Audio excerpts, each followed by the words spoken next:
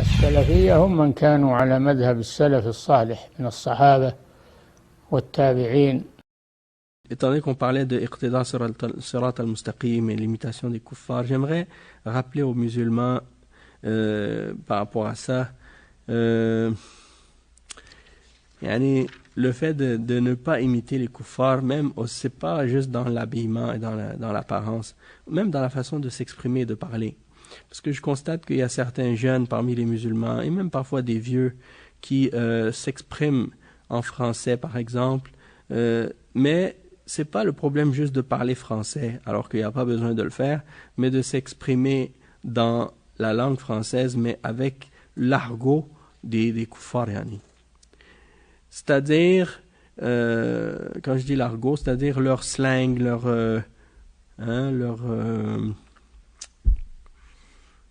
leurs expressions de la rue, comment ils parlent. Et des fois, c'est un signe de quelqu'un qui est mal élevé, pas bien éduqué. Hein. Et donc, il faut que les musulmans sachent que de parler de cette façon-là, même si ça peut paraître cool, hein, ou ça peut être drôle, mais c'est pas correct pour les musulmans de parler comme ça. Comme par exemple d'utiliser des injures que eux ils utilisent, les kuffars, comme par exemple ici au Québec, il y en a qui utilisent des mots d'église comme sacre, hein, puis tu vois certains musulmans qui vont répéter ça pour se montrer ou pour faire rire ou bien pour s'intégrer, comme ils disent, ils veulent se faire accepter des kuffars, donc ils vont utiliser ces expressions-là. Ou bien parfois c'est les jeunes, par exemple en France, qui vont parler en verlan, ou dire, parfois c'est pas s'exprimer complètement en verlan, mais dire certains termes. Comme j'entends beaucoup de jeunes qui parlent quand ils disent meuf, au lieu de dire femme, ou qui disent, qui vont dire par exemple, rebeu, ou bien renois, ou bien, je sais pas moi, plein d'autres expressions comme ça, là, qu'ils vont dire. Et ça montre, en fait, une personne qui est mal éduquée, ou quelqu'un qui est pas, comme on dit, en tout cas, ala kulli hal, le musulman, même les salafs, ils ont dit, اجتنبوا رطانة الكفار أو رطانة الأعاجم.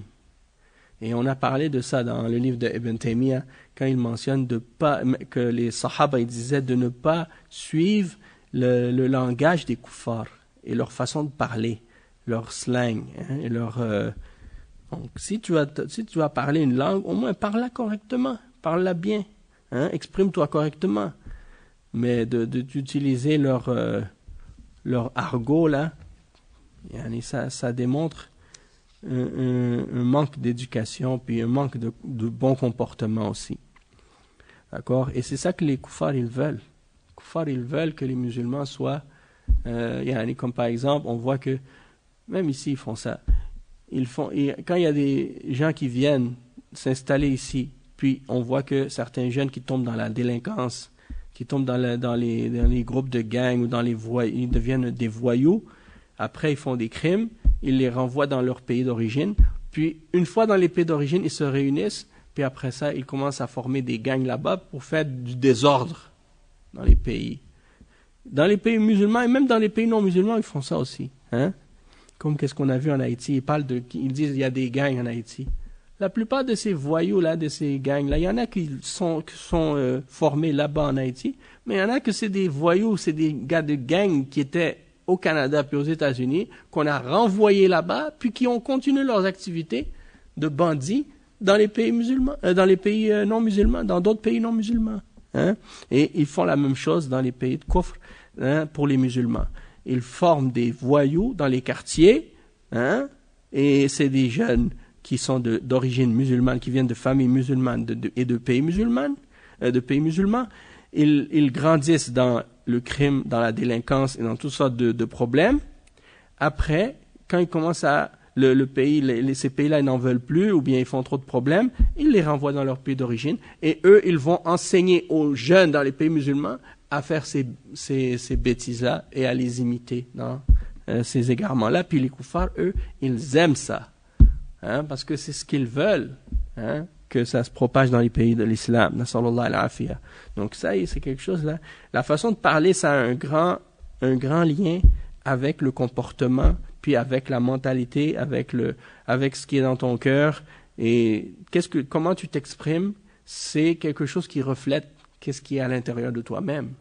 D'accord?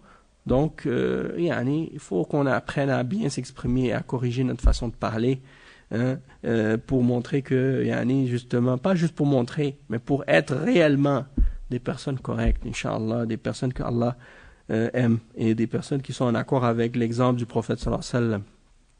On voit que les Sahaba et les Arabes en général, même, ils donnaient une grande importance au langage et à la façon de parler, hein, et ils considéraient comme étant quelque chose de honteux de faire des erreurs dans le langage et de s'exprimer incorrectement. D'accord? Donc ça veut dire que c'est quelque chose où on doit faire attention, hein? Et pour certains, c'est comme honteux pour eux d'avoir un peu d'éducation puis de se montrer, d'avoir une façon de parler qui est correcte. C'est comme, oh, c'est la honte, pour qui tu te prends. Ça, c'est pas correct, hein? Ah non, ça c'est connu, les films comme Colors, Blood In, Blood Out, des affaires comme ça. Ils ont vu les gangs des États-Unis, puis là ils ont voulu imiter ça. Même tu vois des gens en France qui essaient d'imiter des gangs des États-Unis et ils pensent qu'aux États-Unis c'est comme ça.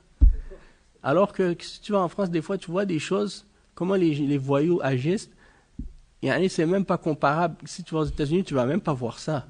C'est-à-dire, c'est comme on dit des fois, l'élève a dépassé le maître. Eh bien c'est exactement ça. Hein? Ils ont dépassé les Américains dans leur égarement.